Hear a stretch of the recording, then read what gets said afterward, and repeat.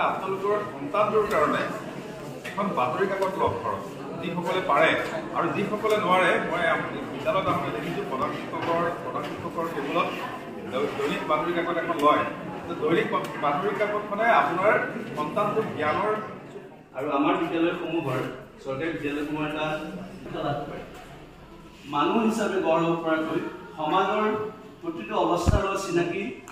হ'ব পৰাকৈ শিক্ষা প্ৰদান কৰা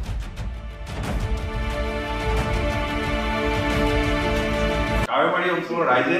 এই বিদ্যালয়খন প্ৰতিষ্ঠা কালৰ পৰা আন্তৰিকতাৰে আপোনালোকে বিদ্যালয়খনত যিটো সেৱা কৰি আছে সেইটো কিন্তু বিৰল মই বেলেগ জেগাত নাযাওঁ মই যিহেতু মোৰ যিখন সংবাদ ক্ষেত্ৰ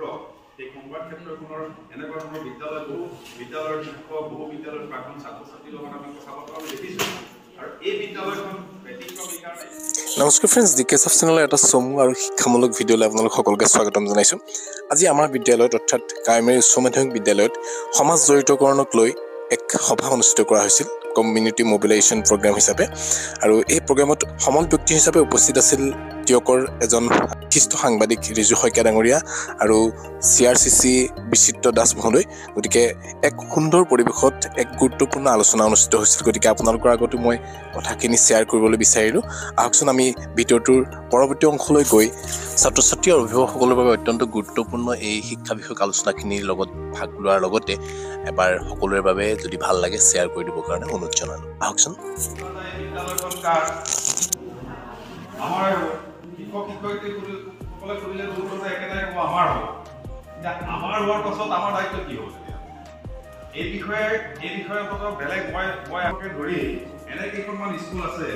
যিকেইখন বিদ্যালয়ে এই চৰকাৰী বিদ্যালয়খনক যিমান মৰম কৰে মই নিজে ব্যক্তিগতভাৱে অনুভৱ কৰোঁ ব্যক্তিগতভাৱে জানো মোৰ সেই সম্পৰ্কে জ্ঞানো আছে এই বিষয়ে যে কাৱৈমাৰী বিদ্যালয়খনৰ বাবে এই অঞ্চলৰ ৰাইজে যি ত্যাগ কৰিছে সেই ত্যাগ বহু বিদ্যালয়ৰ অভিভাৱক বহু বিদ্যালয়ৰ এই বিদ্যালয়লৈ পঠোৱা ছাত্ৰ ছাত্ৰীসকলৰ অভিভাৱকে কৰা কিন্তু মই নিশ্চয়কৈ দেখা নাই কাৱৈমাৰী অঞ্চলৰ ৰাইজে এই বিদ্যালয়খন প্ৰতিষ্ঠা কালৰ পৰা আজিলৈকে যেনেধৰণৰ সহযোগিতা আগবঢ়াইছে এইটো এটা বিৰল আৰু তেনে চৰকাৰী কাৰ্যসূচীৰে ঢুকি নোপোৱা সমাজখনে বিদ্যালয়খনৰ প্ৰতি যি কৰণীয় এই কৰণীয়টো কোনোদিন ব্যাঘাত নজন্মায় এই কথাটো মই দৃঢ় বিশ্বাস এইকাৰণে যে পূৰ্বৰ পৰা চলি অহা এটা পৰম্পৰা বা এটা নিয়ম স্বাভাৱিকতে ভাঙি নাযায় কিন্তু এই ক্ষেত্ৰত কেইটামান কথা কিন্তু কৰণীয় আছে কাৰ কৰণীয় আছে বৰ্তমানৰ যিসকল ছাত্ৰ ছাত্ৰী বৰ্তমানৰ যিসকল শিক্ষক শিক্ষয়িত্ৰীসকল কিন্তু কৰণীয় আছে আমাৰ ভাষাত এটা কথা আছে নহয় যে মৰম দিলে মৰম কৰিব জানিলে মৰম পাব সন্মান কৰিব পাৰিলে সন্মান দিলে সন্মান পাব এনেকুৱা ধৰণৰ এটা কথা আছে আমাৰ সমাজত যে এই গোটেই সমস্যাটো এই গোটেই ব্যৱস্থাটো কিন্তু এই চাৰিটা যিটো শ্ৰেণীৰ কথা ক'লো মই প্ৰাক্তন ছাত্ৰ বৰ্তমানৰ ছাত্ৰ অভিভাৱক আৰু ছাত্ৰ ছাত্ৰী শিক্ষক মণ্ডলী এই চাৰিওটা শ্ৰেণীৰ যদি সম্পৰ্ক থাকিব সেই সুসম্পৰ্কৰ পৰা এখন বিদ্যালয় কেতিয়াও এই বিদ্যালয়খনৰ যিটো সহযোগিতা অভিভাৱকসকলৰ যিটো সহযোগিতা চৰকাৰে যিটো ভাবি আছে চৰকাৰে ক'ত ভাবি আছে চৰকাৰে এনেকুৱা বিদ্যালয় দেখিছে য'ত অভিভাৱকসকল নাহে প্ৰাক্তন ছাত্ৰ ছাত্ৰীসকল নাহে তেনেকুৱা চৰকাৰী বিদ্যালয়ৰ বাবেই আচলতে এনেকুৱা ধৰণৰ কাৰ্যসূচী ৰূপায়ণ হৈছে মই ব্যক্তিগতভাৱে ভাবোঁ কিন্তু কাৱৈমাৰীৰ দৰে এখন বিদ্যালয়ত এনেকুৱা ধৰণৰ এইটো আনুষ্ঠানিকতা মাত্ৰ পালিব লাগিব ইয়াত ফটো দিব লাগিব কাৰ্যালয়ত জমা দিব লাগিব এইটো এটা আনুষ্ঠানিকতা কিন্তু আন্তৰিকতাৰে আপোনালোকে বিদ্যালয়খনত যিটো সেৱা কৰি আছে সেইটো কিন্তু বিৰল মই বেলেগ জেগাত নাযাওঁ মই যিহেতু মোৰ যিখন সংবাদ ক্ষেত্ৰ এই সংবাদ ক্ষেত্ৰখনৰ এনেকুৱা ধৰণৰ বহু বিদ্যালয়ৰ শিক্ষক বহু বিদ্যালয়ৰ প্ৰাক্তন ছাত্ৰ ছাত্ৰীৰ লগত আমি কথা বতৰা দেখিছোঁ আৰু এই বিদ্যালয়খন ব্যতিক্ৰমী কাৰণে ভৱিষ্যতে অন্ততঃ জীৱনবোধৰ শিক্ষা মূল্যবোধৰ শিক্ষা গ্ৰহণ কৰি আপোনাৰ ছাত্ৰজনে সমাজখনত উজ্বলাব মানুহে বহুতে ভাবে আমি ভাবোঁ যে মোৰ সন্তান ইঞ্জিনিয়াৰ হওক মোৰ সন্তান এজন ভাল IAS অফিচাৰ হওক সকলোৱে ভাবে কিন্তু সকলোৱে এটা কথা নাভাবে যে আপোনাৰ চকুৰ সন্মুখত আপুনি মই নকওঁ কাৰো কথা যে আপোনাৰ চকুৰ সন্মুখত এনেকুৱা ভাল ল'ৰা ছাত্ৰ অৱস্থাত এনেকুৱা শিক্ষিত ল'ৰা আছে যি ল'ৰাই আজি মাক দেউতাকে বেলেগৰ আশ্ৰয়লৈ থাকিব লগা আছে শিক্ষাৰে আপোনাৰ সন্তানটো যদি সফল কৰিব বিচাৰে সেইটো আটাইতকৈ ডাঙৰ ভুল কৰা হ'ব গতিকে সমাজৰ যিখিনি ভাল গুণ সমাজৰ পৰা তুলি আনক আমি সেইখিনিয়ে আপোনাৰ উপায় কৰে মাতৃয়ে দেখিলে যে ভাল এনেকুৱা ধৰণৰ মাতৃৰ প্ৰয়োজন আছে যে সেই আলোচনাৰ উপৰি যিহেতু এটা কথা কয় যে আপোনাৰ সন্তান যদি সৰু এতিয়া অকণমান ডাঙৰ হৈছে শিক্ষক এজনে যিটো কয় সেই কথাটো বেদৰ বাণী বুলি মানে ছাত্ৰ অৱস্থাত বিশেষকৈ ক্লাছ 8 মানলৈকে 7 মানলৈকে সেইটো হয় মই ব্যক্তিগতভাৱে অভিজ্ঞতাৰ পৰা কৈছোঁ যে শিক্ষক এজনে যিটো কয় সেইটো বেদৰ বাণী বুলি ভাবে গতিকে বেদৰ বাণী বুলি ভাবে আপোনাৰ সন্তানটিয়ে আপুনি কোৱা কথাটো অস্বীকাৰ কৰে এনেকুৱা ধৰণৰ কিবা প্ৰসংগ ওলালে যে এই কথাটো ছাৰে কৈছে এই কথাটো বাইদেৱে কৈছে শিক্ষক মণ্ডলী আছে তেওঁলোকৰ লগত আপোনালোকে আলোচনা কৰক আলোচনা কৰি কেৱল বিদ্যাৰ্থীক দিশটো তেওঁলোকে চম্ভালি ল'ব শিক্ষক সমাজে কিন্তু তেওঁ সমান্তৰালভাৱে আপোনাৰ ছাত্ৰজনক বা আপোনাৰ সমাজখনৰ যিখন ছাত্ৰ ছাত্ৰীসকলে যে তেওঁলোকক আপোনালোকে কেনেকৈ মূল্যবোধৰ পৰা জীৱনবোধৰ শিক্ষা দিব পাৰি সেই সম্পৰ্কে আলোচনা কৰক ছাৰৰ লগত আৰু ছাৰহঁতৰ যোগেদি আপোনালোকৰ সন্তানসকললৈ এই কথাবোৰ প্ৰেৰণ কৰাৰ এটা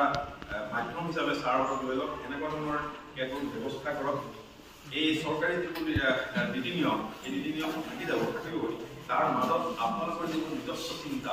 সেই চিন্তাখিনিক আপোনালোকে আগবঢ়াই নিয়াৰ ক্ষেত্ৰত গুৰুত্ব প্ৰদান কৰক আপোনালোকে সকলোৱে জানে যে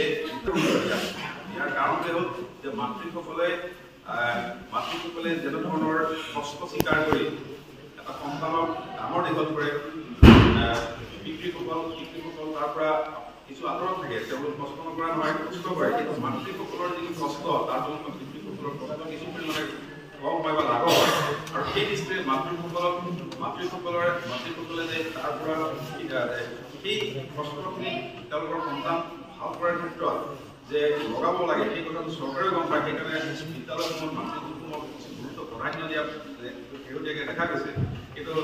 তাৰ বিপৰীতে কিন্তু এই বিদ্যালয়খনত এই পৰিৱেশৰ বহুদিনৰ আগৰ পৰাই আছে এইটো এটা ভাল লক্ষণ মই আশা কৰিম যে আপোনালোকৰ সন্তানক কেৱল শিক্ষিত কৰাতকৈ ভাল মানুহ কৰিবৰ কাৰণে আপোনালোকে প্ৰচেষ্টা হাতত লওক আপোনাৰ সন্তানক চৰকাৰী বিদ্যালয়খনত বিনামূলীয়াকৈ পঢ়ুৱাইছে বুলিয়েই যে আপোনাৰ সন্তানক ঘৰৰ পৰা যেনে তেনে উলিয়াই দিব সেই মানসিকতা আজি তাৰিখৰ পৰা এৰি দিয়ক একো নহ'লেও বিদ্যালয়খনলৈ আগবঢ়াই নিদিলেও আপোনাৰ সন্তানক ধুনীয়াকৈ যিহেতু বিদ্যালয়খনৰ পৰা বিনামূলীয়া ইউনিফৰ্ম সকলো দিয়ে আপোনাৰ সন্তানক ধুনীয়াকৈ সদায় ড্ৰেছ কৰাই যিটো আপোনাৰ ডাঙৰ বাকীসকলকো মই কৈছোঁ যিসকলৰ MD বা LP স্কুলত ছাত্ৰ ছাত্ৰীসকল আছে সন্তান আছে এতিয়া অন্ততঃ আপোনাৰ পদূলি মুখলৈ আন্তৰিকতাৰে আপোনাৰ ল'ৰাটোক বিদ্যালয়লৈ আগবঢ়াই দিয়ক যে আপোনাৰ দাঁতিৰ সন্তানক যেতিয়া মাক বা দেউতাকে প্ৰাইভেট স্কুললৈ আগবঢ়াই দিয়া সেই সন্তানৰ ইয়াত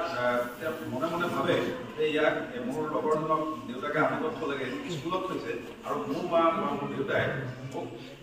পদূলি মুখলৈকে আগবঢ়াই দিয়া নাই আপোনাক একো নক'ব পাৰে কিন্তু তাৰ মনত সাজ ধৰিব এই সাজটোৰ পৰা আপোনাৰ সন্তানক সৰুৰ পৰা আঁতৰাই দিব আপুনি একো নহ'লেও নিজৰ সন্তানক ভাত খুৱাই যি কোনোবাই নকৰক কিয় আপোনাৰ সন্তানক সজাই পৰাই বিদ্যালয়খনলৈ নহ'লেও নিজৰ পদূলি মুখলৈ আন্তৰিকতাৰে আগবঢ়াই দিয়াৰ এটা অভ্যাস কৰক সেই অভ্যাসে এটা সময়ত চাব আপোনাৰ সন্তান আপোনাৰ এই আগৰ যিটো তাৰ কেৰেক্টাৰ সেই কেৰেক্টাৰ কিছু পৰিমাণে নাইকিয়া হৈ যাব আৰু এটা কথা মই লক্ষ্য কৰি এইটো হ'ল যে প্ৰাইভেট স্কুলত ইনজেক্ট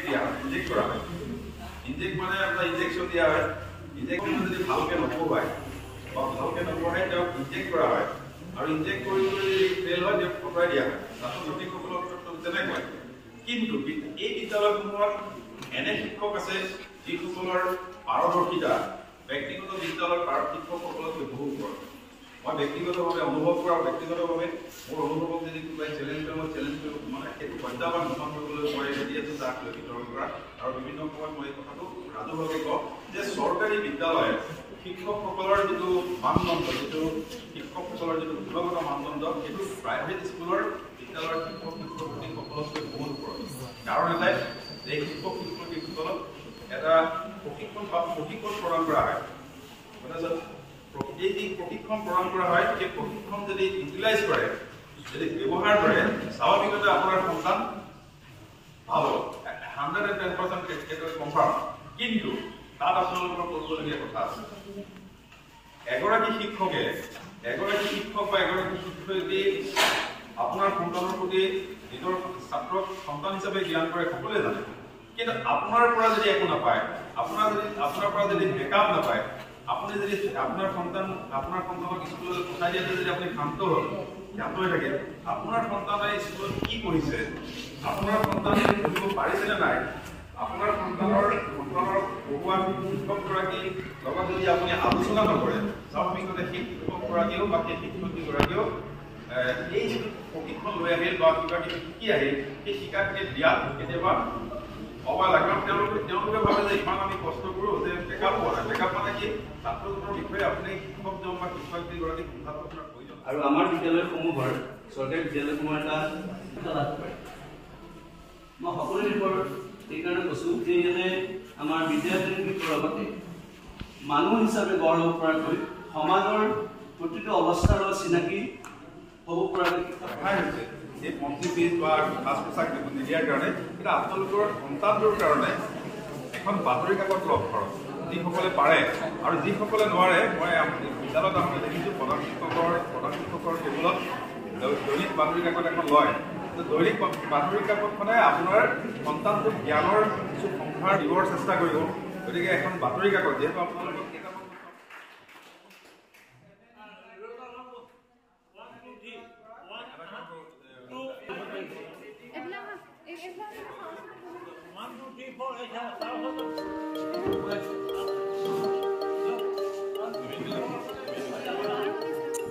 তো ফ্ৰেণ্ডছ ভিডিঅ'টো ইমানেই আছিল আশা কৰোঁ আপোনালোকে ভিডিঅ'টোৰ পৰা কিছু পৰিমাণে হ'লেও উপকৃত হ'ব আৰু এটা কথা আপোনালোকে লক্ষ্য ৰাখিব যে বৰ্তমান গাঁৱৰ বা যিখিনি চৰকাৰী বিদ্যালয় আছে চৰকাৰী বিদ্যালয়ত যথেষ্ট অৰ্হতা সম্পন্ন শিক্ষকসকল চৰকাৰী বিদ্যালয়ত এতিয়া কৰ্মৰত গতিকে আমাৰ